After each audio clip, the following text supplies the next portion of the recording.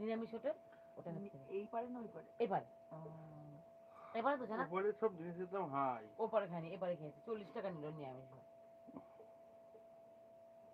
নিরামিষে খেয়েছি। ফুলকপি, এরা ফুলকপি দিয়ে, আলু দিয়ে, মিষ্টি কুমড়ো দিয়ে, পটল দিয়ে, বরবটি দিয়ে, আর কি ছিল জানা, মূলো দিয়ে, একটা ল্যাবড়া ছিল আর ছিল মুগের ডাল পাতলা করে করেছিল। আর কি ছিল, আর উচ্ছে আলু ভাজা ছিল, আর একটা শুটকো লেবু। এই দিয়েছে? হ্যাঁ, 40 টাকায় কি দেবে এখনকার বাজারে? 40 টাকায় 40 টাকা।